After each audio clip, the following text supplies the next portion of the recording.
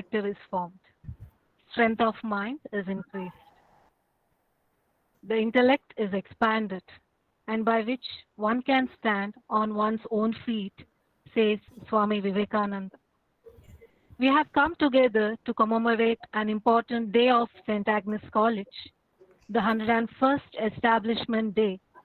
On this occasion, we also have the 7th Mother Mary Aloysia Endowment Lecture organized by the IQAC of our college.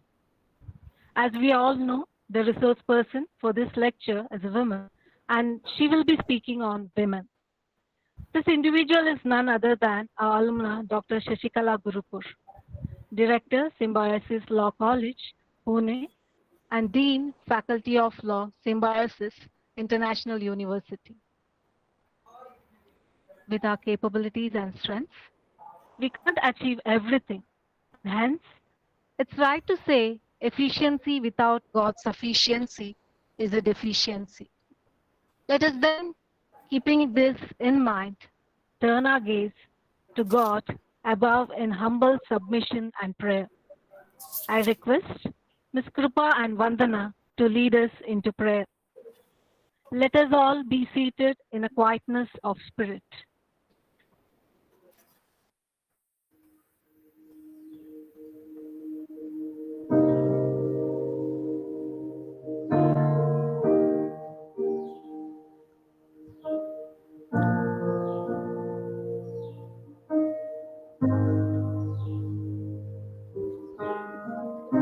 You call me out upon the waters, the great unknown, where feet may fail. And there I find you in the mysteries, in oceans deep, my faith will stay. I will call upon your name and keep my eyes above the waves. When oceans rise, my soul will rest in your embrace. For I am yours, and you are mine. Oh.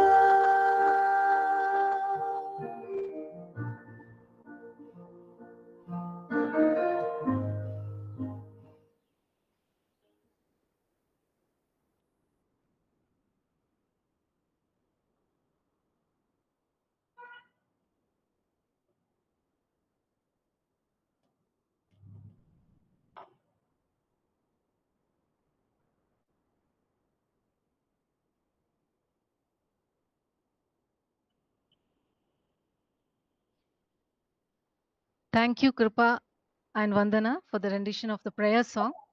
We all feel blessed indeed. A small cheer and a great welcome indeed brings happiness and contentment. May I now request Mrs. Vinata, IDBO's coordinator and associate professor, Department of Psychology, to accord words of welcome to our chief guest and introduce her to the audience. Over to you, ma'am. Hearty welcome. We are all honored to receive you all for this virtual endowment lecture by Dr. Shashikala Gurupur. First of all, I would like to welcome and introduce the guest speaker, Dr. Shashikala Gurupur, Fulbright Scholar, AHRB Fellow, who is a distinguished academician and orator, having presented more than 225 lectures, workshops, and seminars in prestigious universities across the globe. Dr. Gurupur has an outstanding career with a wide range of experience in teaching, research, and industry. She has completed her BSc from St. Agnes College and LLB from SDM Law College, Mangalore. She is also Mysore University LLM topper with 2 gold medals and a cash prize. and has also obtained her PhD in international law. She has teaching experience at NLSIU Bangalore, Manipal Institute of Communication, University College, Ireland.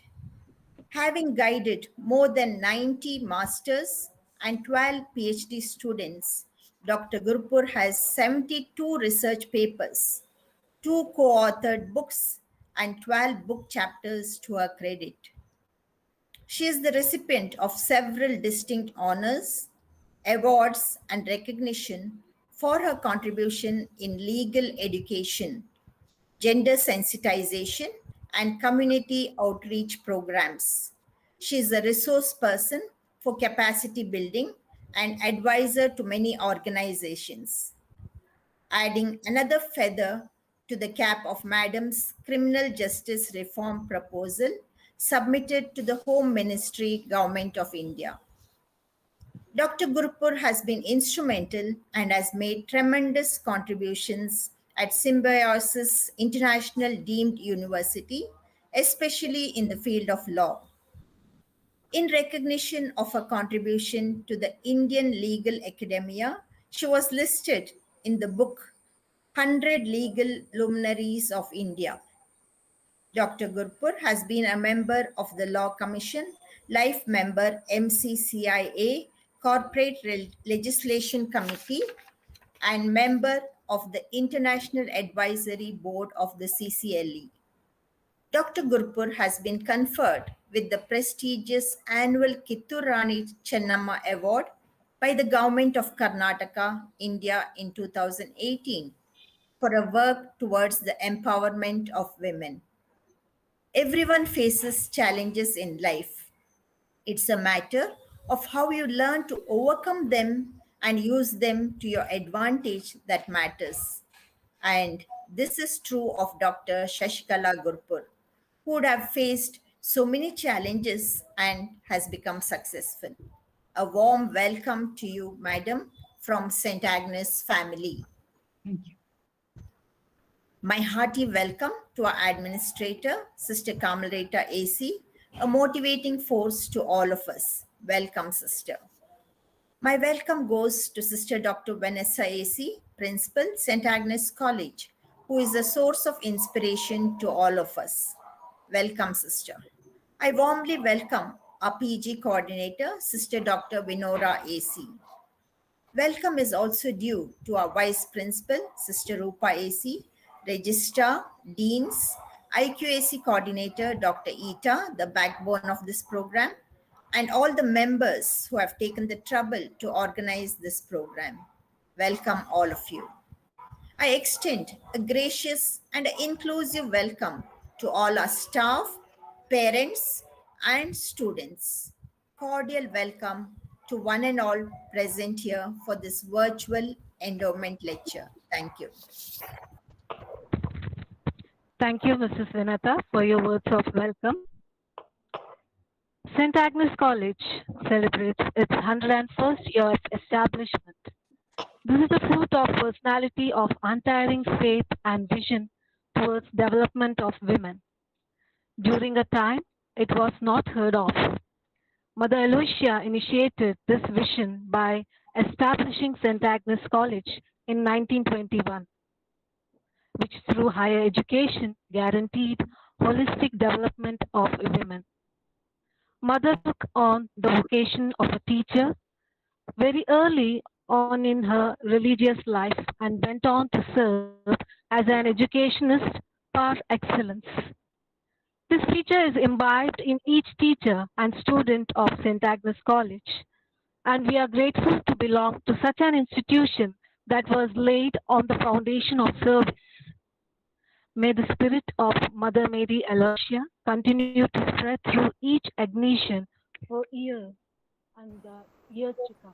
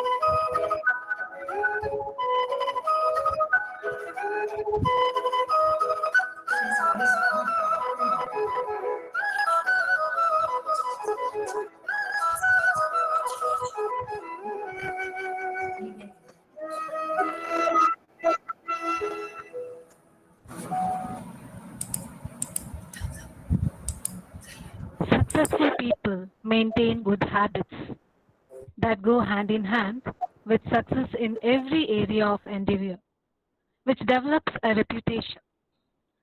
The way one works determines the quality and quantity of rewards.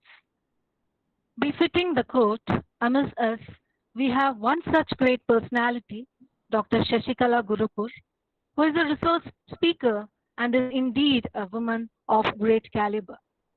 I now request Dr. Shashikala Gurupur to take over the session. Over to you, madam. Thank you. Good afternoon, revered Sister Kamalrita, Sister Vanessa, and all other members of the St. Agnes Sisterhood, and the extended family members such as Professor Rita, Professor Shubhareka, Professor Marina, Professor Vinata, and Professor Neetu, as well as the girl who sang the two girls who sang the prayer song. It's such a revered occasion. I miss the sacred vibrations of St. Agnes campus as I'm talking to you, but I'm feeling it with the music, with the sound, with the very sacred picture of Sister Mary Aloysia. As a student, I always wondered who this great soul was, and we could see her energy manifesting in that very well organized institute, which nurtured all of us, generations of us. So my respectful salutes to that noble soul, and my respectful and revered greetings to one and all who are directly here on the forum, sharing the Google forum, and indirectly those who are on one-sided dialogue at the YouTube reception. Now, the theme of women's education is very dear to our hearts, all of us. Those of you who are fully fledged in that as teachers, as students, as administrators, and those like me who are somehow trying to foster the priority for women's education and the commitment to women's education wherever we are. Whether we are in the formal setting of these positions as teachers and administrators of this law school, or as advocates in the community in terms of advocating gender justice, or in non-formal education, where we go to communities and do extended sessions, we are very much respecting the personhood of women or those who are like women. That is a thought process that has come in with science and evolution of liberal movements, neoliberal understanding of personhood. So with that little prelude and a kind of sacred greeting, let me begin the context for today's talk.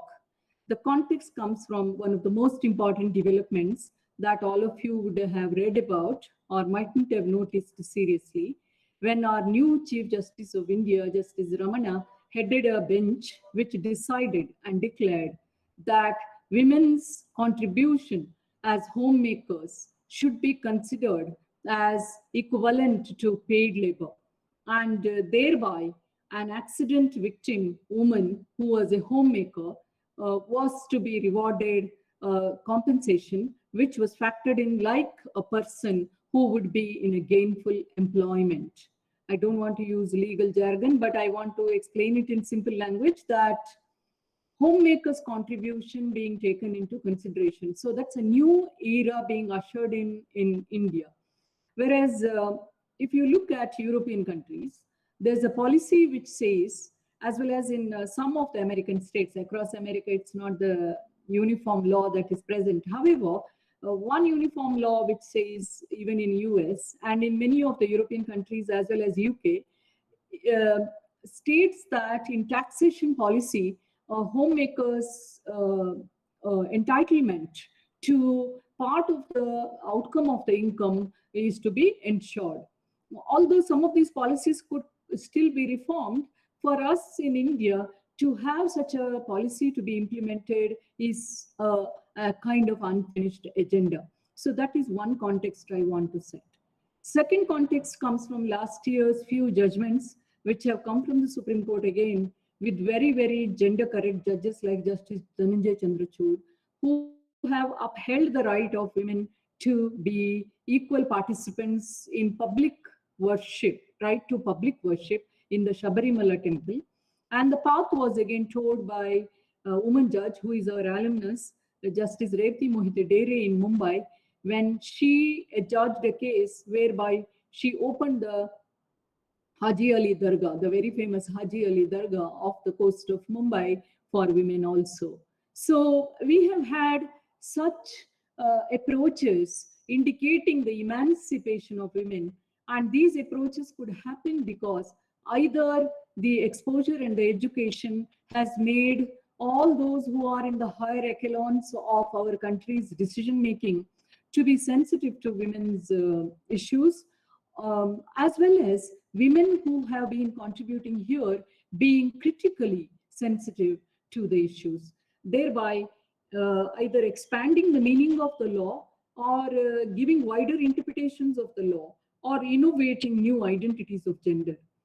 Now, that is one sign of emancipation of women and using law as a site of empowerment, which shows that our entire system is geared to prioritize women's empowerment as a cause. Now, where does education stand? Now, education is a very important indicator, as it was told already, of development. Now, development, if we take, has comprehensive emancipation or evolution of oneself in terms of social, economic, political, as well as internal. Psychologists would bail me out in terms of what we call as self-actualization. I think women have a long way to go. Despite noble souls like Sister Marie Aloysia taking the lead of taking women into higher education against all the odds with the numerically small numbers to begin with, we still have an unfinished agenda, a long path which remains untrodden. So my effort here is to show the path which is trodden and how did we arrive at this path, and to remember all those great souls who showed this path meaningfully to the generations to receive this and enable women, and the agenda that still remains unfinished, and how do we look at this agenda in the light of two important developments. One development is in terms of generic human rights, which has opened up discussions and debates on gender.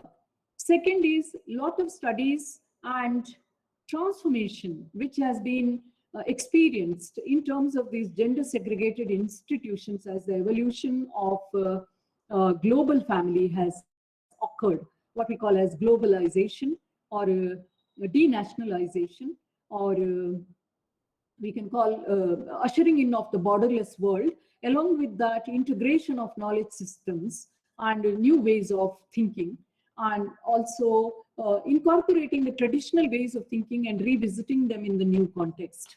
So what kind of agenda stands in front of those who are working in the line of women's education? So first of all, I would like to say that when we looked at emancipation of women in the past, all of these educational institutions which were exclusively for women's education, and today also we have a handful of women's universities, the whole struggle seems to be looking at emancipation of women in the sense of emancipation of women within inverted commas, which many a times meant looking at women as equal partners, having equal access and experiencing equal privileges and opportunities. Very good agenda. So that was more of a liberal agenda of women being given the opportunity, or women being enabled through the law, through the policy, through such social initiatives such as St. Agnes College, to see that they don't miss what their other gender counterparts experience. Now, to arrive at this, the world through the evolution or our civilization did not make it easy. If you look at the path which has been trodden in terms of women's education, the very first woman entry in the higher education, in the college space, happened in 1608 in Spain. Now, all of us look up to United States of America as the big brother, as the hallmark of development. No, the development happened in Spain, and we know that forefathers set their pilgrim fathers who are the forefathers of present occupants of US, set their foot in the soil of United States of America, and thereafter a lot of indigenous people and them developed the current United States of America. So America experienced this only in the 18th century. It took almost more than 100 years for America to experience women entering the space of higher education. Now, as far as India is concerned, only in 1818, the first girls' school opened, and that was in Kerala. As far as Maharashtra was concerned, by about 1875, as far as medical school was concerned, Madras Medical School admitted women only in 1875. I must tell you a little story. Our Symbiosis International University, with about 44 institutes ranging from, across 8 faculties, ranging from law to management, design, communication, media studies, engineering, etc., has embarked on a women's medical college this year, precisely because the very first lady doctor in Maharashtra was a wife in a child marriage, and her husband takes the initiative to send her to do medical studies in the United States of America. And she was sailing in a ship to go and finish her medical degree there, and years later she comes back. Then she dedicates her life to heal the people, and that was the time of bubonic plague when she came back. So she did it before 1875. So before 1875, women did not have the opportunity to do medical studies, although we had the girls' school. So Bombay opens up, Bombay University, which is one of the ancient universities, the British time universities, colonial times. In 1882, its doors to women. By 1879, which is about 4 years later that women were admitted to the medical school in Madras, we had Kolkata having women admitted to university. And then the first graduate in India, first woman graduate emerges in 1883. Look at the vision of Sister Marie Aloysius. She was not very far behind. Within almost 30 years, she was able to open this higher education institution in the city, which is coastal, which is parallel, but which was also a kind of bone of contention between the German missionaries, between the Portuguese and then the Tipu Sultan. And on the other hand, we had the influence of Kerala. On the other side, there was influence of the Portuguese. So in that period, she comes here and she opens this, the mission opens this institute. We saw that Women's Teacher Training Institute was opened in 1871. And the very first women's university in India was SNDT University, which is opened by a school teacher from Pune, Maharshi Karve. You all might have known. He's the, much before Rajaram Mohan Roy is credited with that. Pune had seen women's. Pune is the spot where first women's education was noticed in the modern sense. SNDT, his whole effort of bringing the child widows, Hindu widows, out of the household, giving them cycles, because his own sister-in-law was a widow at the age of 11, and she was leading a life in the shadow. So this forces Maharshi Karve to run a coaching class. He was a mathematics teacher. See, look at these humble efforts at women's education.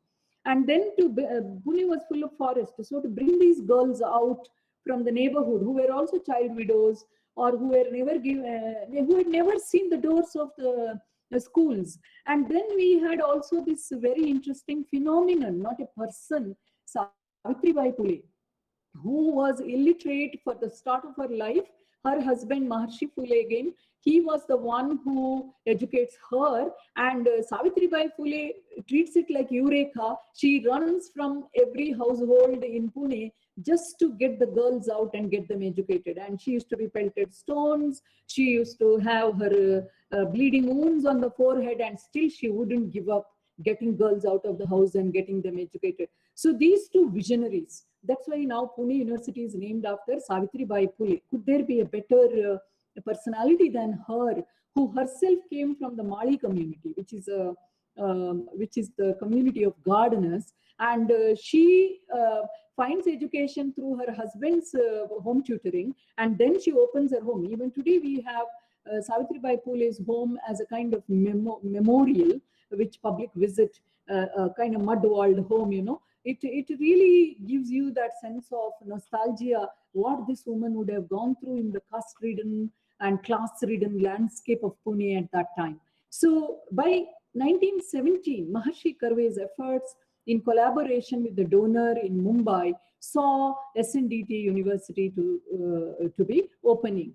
Now, what was inspiring Maharshi Karve? Interestingly, you know how people used to have communication in the turn of the 18th century and beginning of the 20th century, 19th century and 20th century.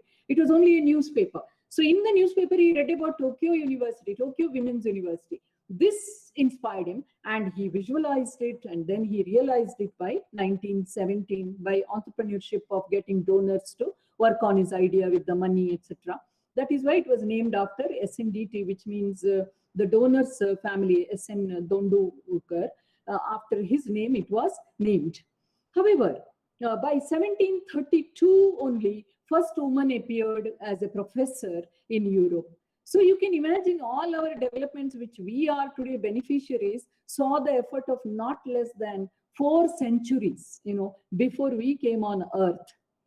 Now, this is a very interesting development. This is the path that is trodden.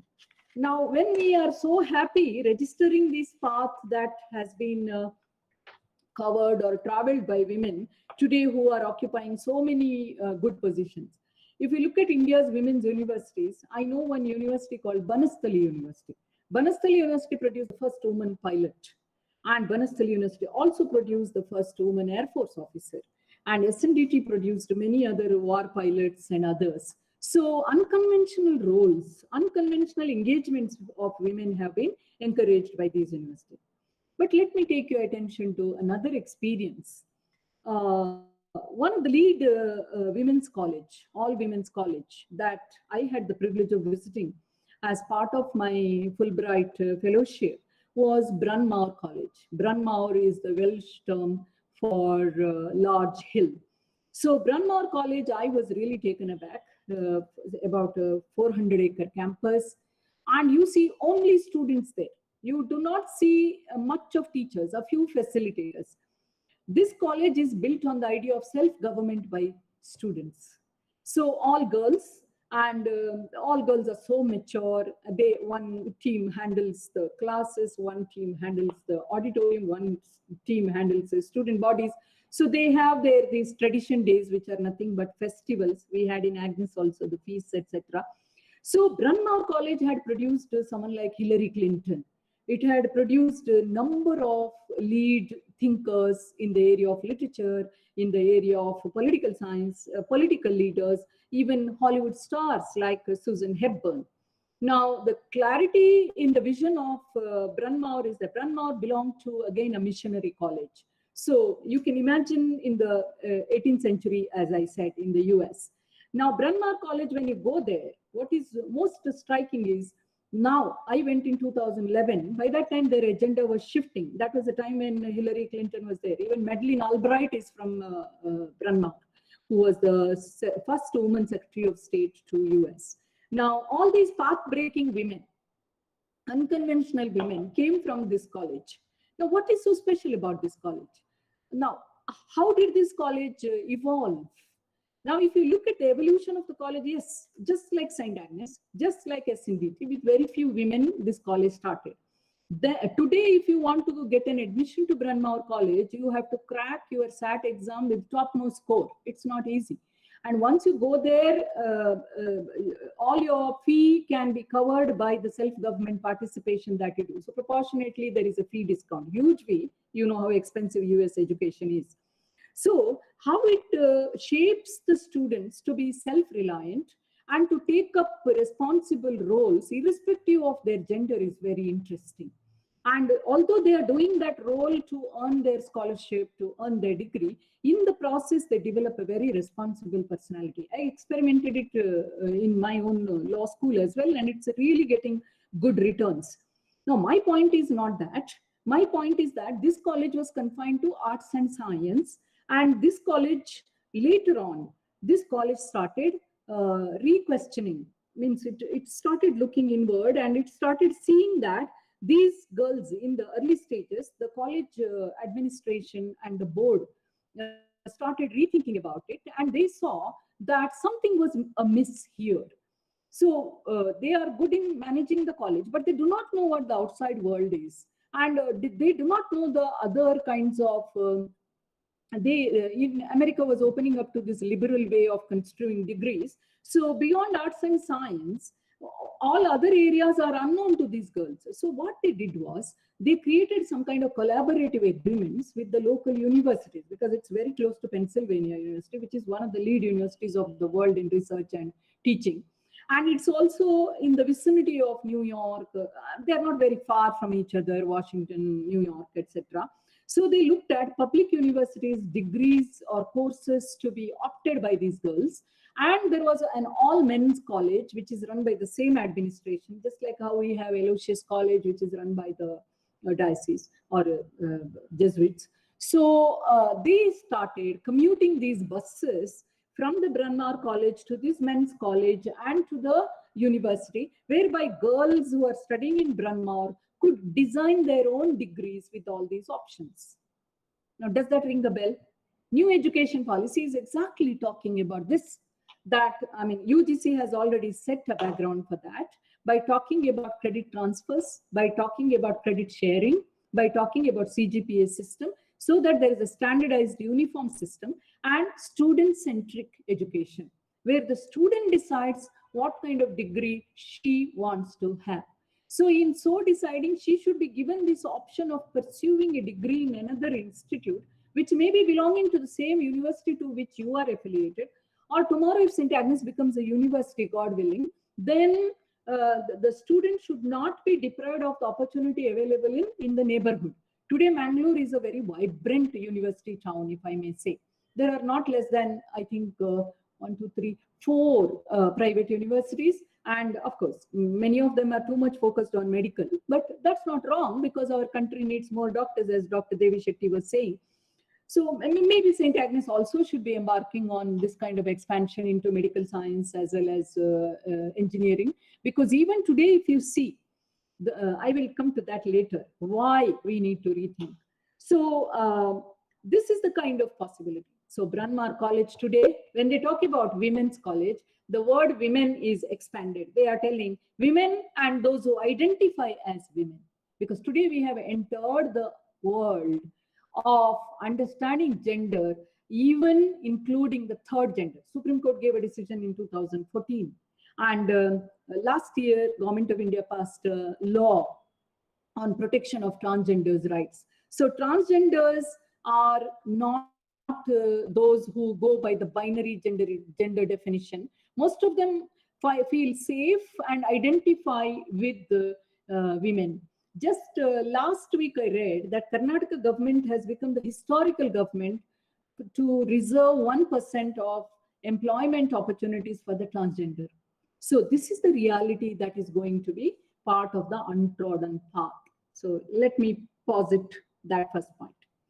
Now the second point, what kind of product our women's colleges, women's universities have churned out? I gave you examples of Hillary Clinton. I gave you examples of War Pilot. You have celebrated alumni from St. Agnes College who are decorating the best positions, whether it is research, whether it is social work, political positions, official position, international entrepreneurship. I know a few at least. So we also have had our own glory.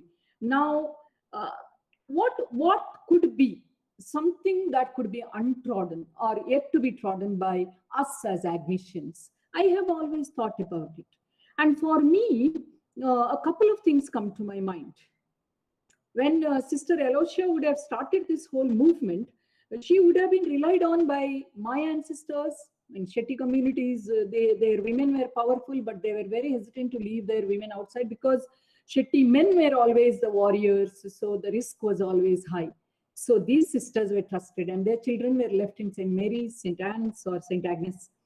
So there it meant that haven where safe, pious women molded another generation of safe, pious women with trust and values. So those were the important things. They nurtured the next generation. But then these safe, pious women did not have opportunity or understanding of multiple choices in their life, unless they had a fresh breath of air or breeze of air coming from their relatives and other kinds of exposure or reading. In those days, reading was also only our St. Agnes College Library or the public library. St. Agnes College Library was more organized. Public library, you had to really understand the library and search for the books. Now, it's in this time that we had all women's college and it did its glory. Now the times have changed. Now women need to make those choices, because I'll give you certain figures. Where are we standing as a humanity in terms of women? If I give you these figures, there are many indicators in the Global Human Development Report which say, 1, 66 of world's illiterates are women. Only 33% of the women enroll in higher education in sub-Saharan Africa. Much lower figures in science and technology. Employment participation is only 50% compared to that of men in countries like ours. Women do not even vote or have property in certain countries. In politics across the world, they don't represent more than 10%. In India, it has gone by 1 or 2% high now in last two elections. And women's work, now the Supreme Court has spoken, otherwise that unpaid work is not calculated as national capital.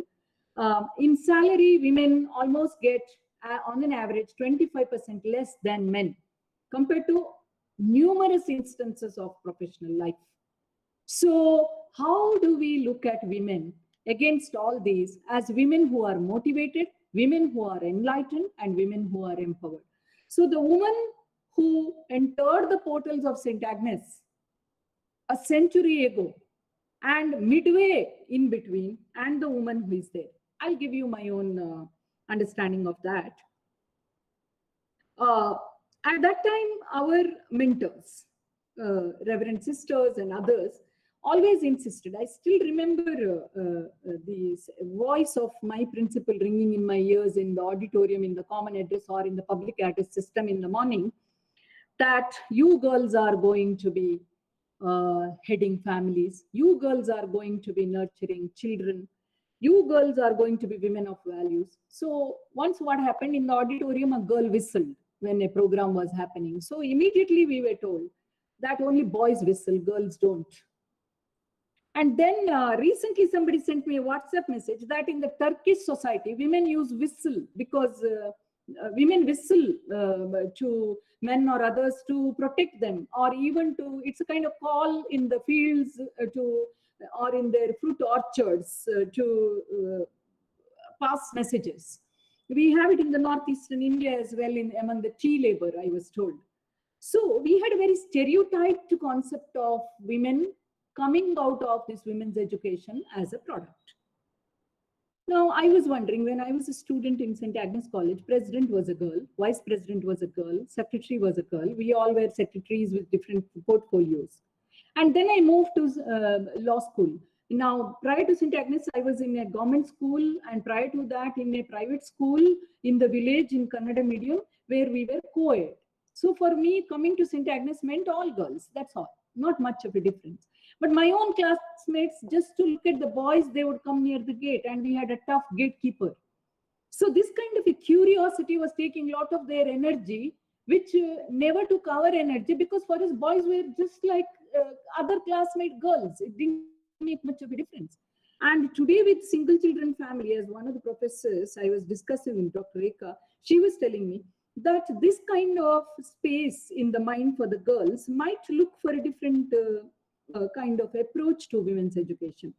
And we also had, when I went to law school, I was the one selflessly doing campaigning, and I loved this attention that I was getting when I went to campaign for a particular candidate. And invariably, candidate I campaigned one. Invariably means only twice. By the time I was in the final year, I was retired from this campaign routine because my father was unwell. But I was clearly told, you don't contest for president. If you want, you can contest for secretary. So girls were supposed to be secretaries and boys were supposed to be presidents. So when I led this law school, I waited for 1 or 2 years to cleanse that whatever was the past approach. And for me, it took nearly 2 years to propose. I mean, I converted the whole election process into selection, because Maharashtra prohibits student elections, thankfully. So otherwise, the politics, Indians are masters at politics. It's so difficult. So we nominated a girl as the president in a co-ed college. It was not easy because they always were used to looking at girls as secretary. So girl calling the shot was very difficult for them to understand. But then that was the first time the entire event was run with profit. Money was managed very well. Otherwise, also girls were doing this job as secretary. So why not do it as president? This was my challenge. So I was thinking that it was so good in St. Agnes as a women's college, all women's college, that girls could occupy these positions and other girls could see that girls can handle this. Girls could see a missionary woman running the entire affairs and a number of women, and the beauty of work, the joy in work. When I came to Symbiosis, I remember my chancellor asking me, so where did you educate yourself? After a week of me being in the college, he started getting reports. So he called me and he said, I'm so happy that you enjoy work. We human beings are created to find our joy in work because we are so different from animals with that neural network. Now, sir was saying as a scientist. Now, our missionaries have it from their religious orientation also, that eat with 5 hands, eat with 5 fingers, work with 10 fingers. Now, this kind of importance of work and women not being wrapped up like a traditional role of being in the house, but running an organization, sustaining so many lives as employees and shaping so many lives as students and future nation builders was something remarkable. So seeing this and then going there and being asked to occupy secretaryship, if at all we intend to occupy, was something. So this is where I would be definitely saying that the model of women's education should remain as it is, but it can open up itself to a minority of men to learn what exactly women can accomplish. I'm sure those who would come and study in St. Agnes will never be the same as men. They will be released to the society as totally transformed men, as they release them as transformed women. Now, second, I mean, this is my point and counterpoint. Point is that woman can be a president in St. Agnes, but she can only be a secretary in a co-ed college. The point is, the counterpoint is that even if she is the president who belongs to a minority community, because majority of the students in St. Agnes belong to minority community. So that is the point. Now, the counterpoint is, why not see a minority lady occupying a president's position? Would we give such a consideration if it was a normal presidential election?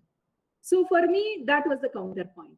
So finally, I realized that people from minority as missionaries leading these organizations were extremely sensitive to other vulnerabilities.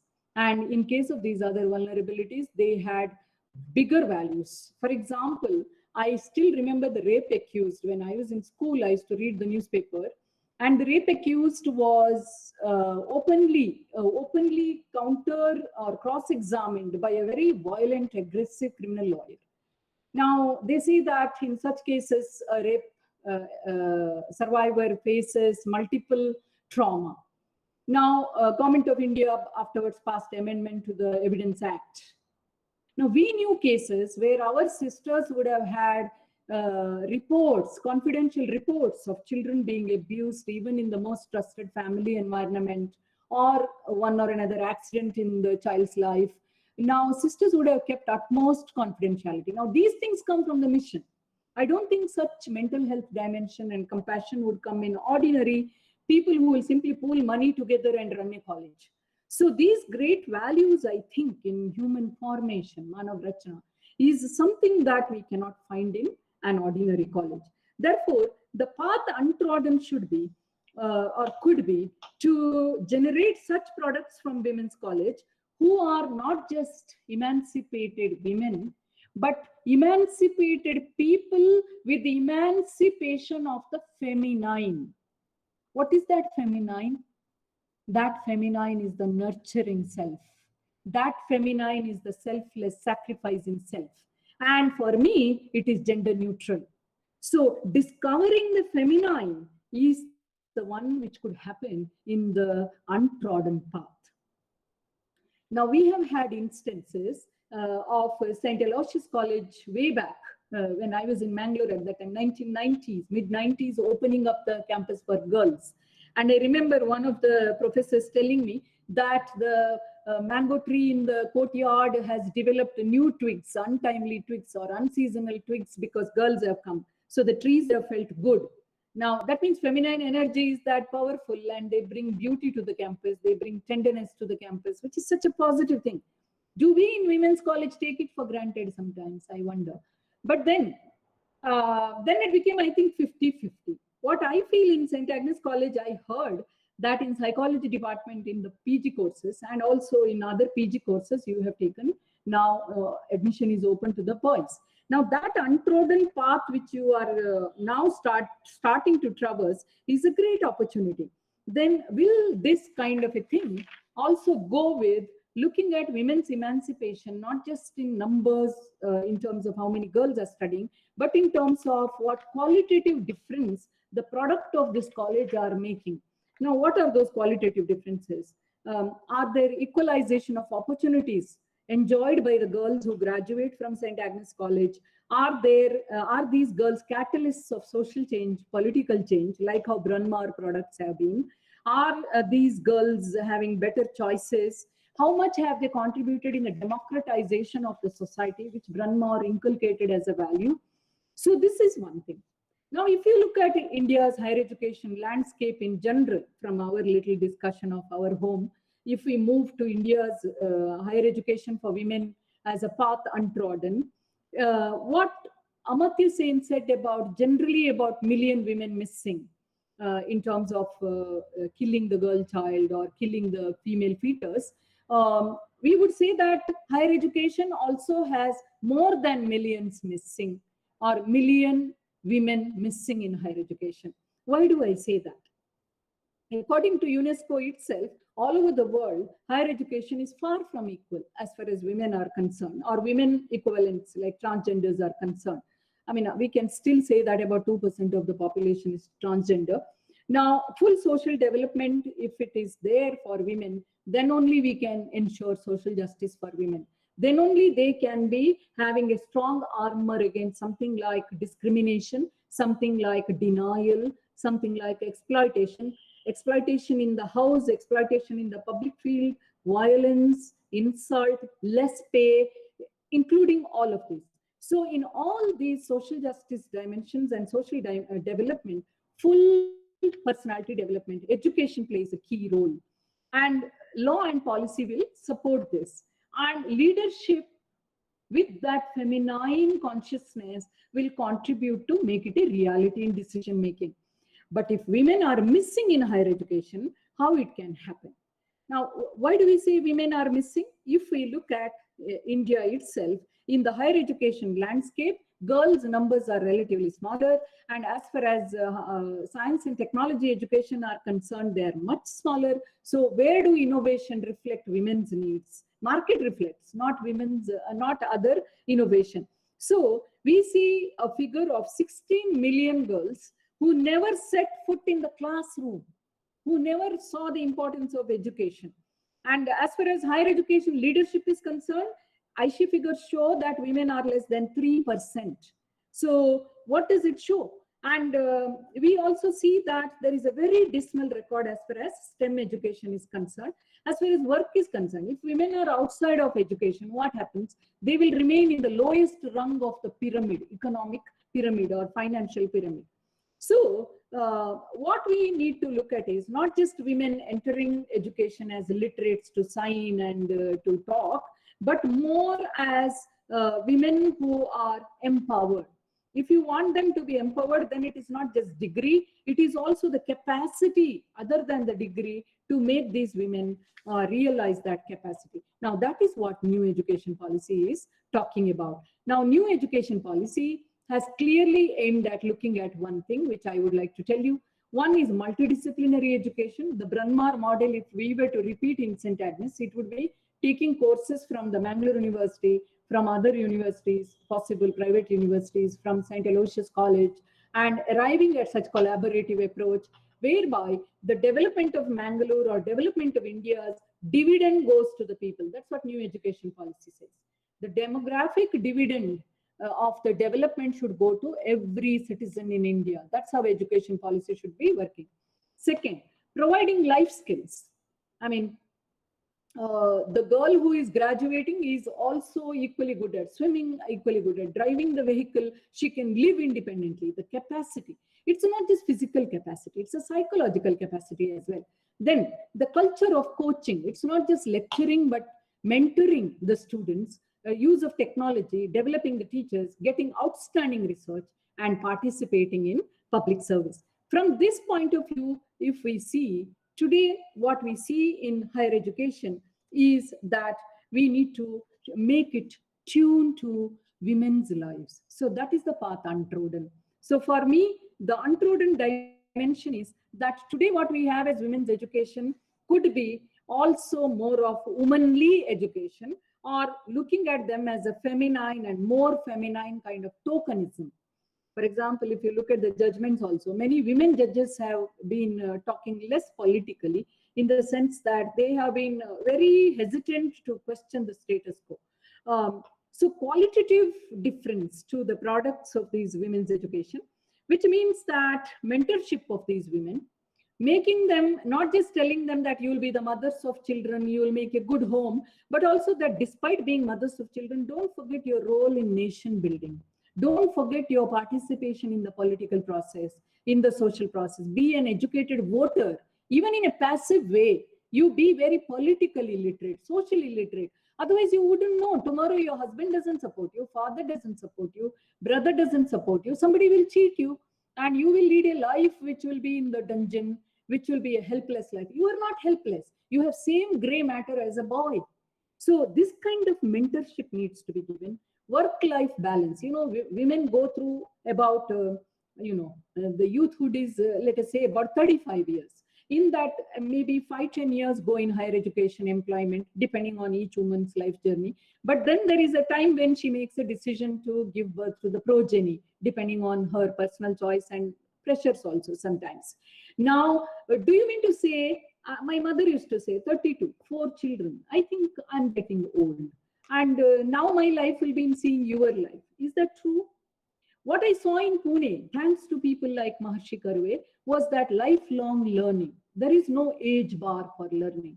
So St. Agnes creating such opportunity for lifelong learning, redefining women, and lifelong learning, lifelong employment, getting into the stream of employment at any point when your house is, not just when your house is empty, not when your nest is empty, that you're too old for employment, you can still contribute to society as a job sharer, part-time teacher, visiting faculty, bring them out of their shell. That role we owe to each other. Even if a few alumni in St. Agnes College do that, there will be a huge difference. So what I was looking at was the positive approach to life, positive attitude, behavior, and this work-life balance and mentorship for the woman who is stuck in the house with the little baby, to say that I will come and support you. See, the alumni work and mutual support work that a women's college people can do is of a different quality. We have never explored it, and we don't have role models for that. So this is something I would like to say. When I closely involved in Bijapur Women's University, what I realized with Dr. Sabiha's leadership, with her total commitment to women's movement, only a movement can produce such a vice chancellor. She was able to at a time tackle the employment, empowerment, physical well-being, mental well-being, spiritual well-being. So it is possible. And in St. Agnes, we went through all of that, sports and other things being very important. So what I would like to conclude by saying is that let us create profound human beings. Let us explore the opportunity in new education policy. Let us look at multiply vulnerable people as the feminine consciousness, not just as women, but as feminine consciousness. Let's create opportunities for men to learn from this great century-plus-old experiment and to transform these people as fully feminine conscious, profound human beings. And then what I call as crack the code, crack that stereotypical code, both for men and women, to become the mutants who will unleash a new generation of enlightened, higher consciousness, what Aurobindo calls neurophysio-psycho consciousness level kind of human beings. Thank you very much for giving me this privilege. I'm sure that some of you may have doubts or questions, but I deem it as a lifetime opportunity. Thank you, one and all. Thank you so much, madam, for sharing your experiences with inspirational thoughts. As I've already started, today is an important day, and I would say a red letter day for St. Agnes College, the 101st establishment day. To mark this occasion, the management, principals of the PUC, UG, PG, faculty, support staff, student representative came as a unit to plant a sapling in our college premises, which represents a new phase of growth and development in the field of education. And also, it's rightly said, a tree symbolizes life, and life is the product of nurture and nature. Our survival is more or less dependent on it, and its survival on the choices we make. May this auspicious event also remind us that we are all interdependent on each other and grow by extending our services to all that belong to Mother Earth. Today, the 2nd July 2021, we also placed off a time capsule to preserve what is and has been of St. Agnes College for 100 years. It is also to remind ourselves that life moves on and we have still more to offer and still more meanings to create for another 100 years more at St. Agnes. May each of us renew ourselves in this onward journey. No duty is more urgent than of returning thanks. And to show our gratitude, Mrs. Helen Serrao, Dean of Science, will deliver the vote of thanks. Over to you, madam. Thank you, Neetu. Good evening to one and all. In the words of James Allen, no duty is more urgent than giving thanks. I, Helen Serrao, deem it my privilege to express gratitude to all those who have contributed to the success of today's endowment lecture. We are thankful to our esteemed alumna, Dr. Shashikala Gurpur, for delivering the Mother Mary Aloysia 7th Endowment Lecture 2021. Ma'am, you have enlightened our minds on the topic Untrodden Paths, the Future of Women's Education, citing different examples how emancipation of women has changed from the past to the present in the field of education. I'm sure all of us present here have a lot to take away from your lecture.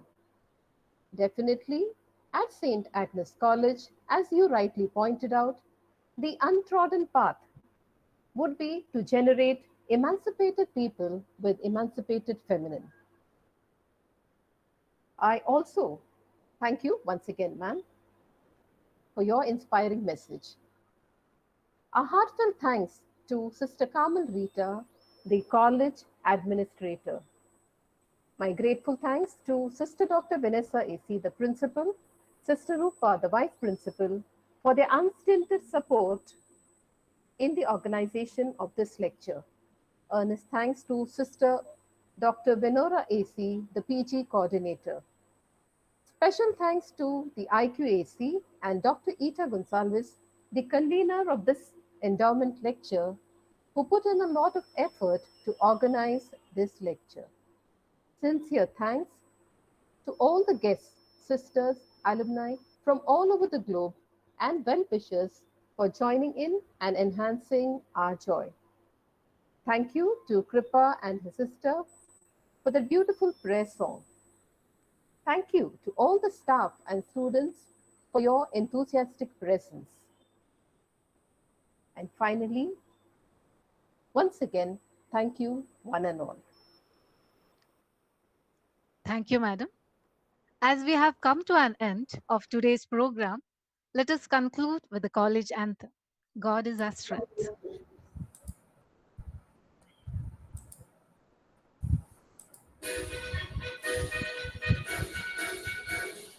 God is our strength.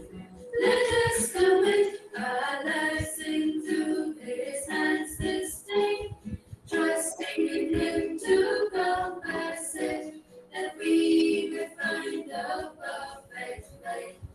Fearless of foes we cast aside, the days of peace we loved of yore, and stand to the shore of battle tide. Despite our triumphs, run and soar. God is our strength. Why fear the foe? His love like armor enfold. Are we in wayward nature still? The vanquished rise the tempter won't. Behold His arm of valor strong. We cling to it in so we free. Not fear we any harm or wrong. God is our strength, now and forever.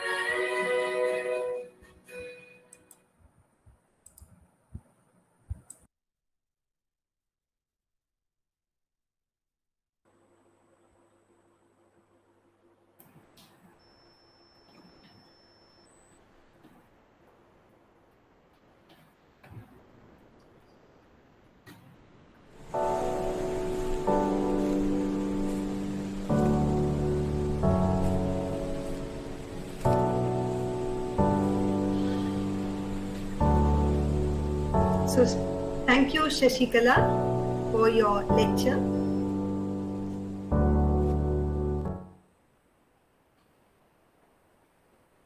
Yeah, I was just waiting for the Google Meet link, this YouTube link to be closed. Shashikala, we really enjoyed your talk. Thank you so much. I remember the days when you were here, how you were excited when any programs were there, and you were the first one to organize and to be a part of that program. So I remembered and relished those moments.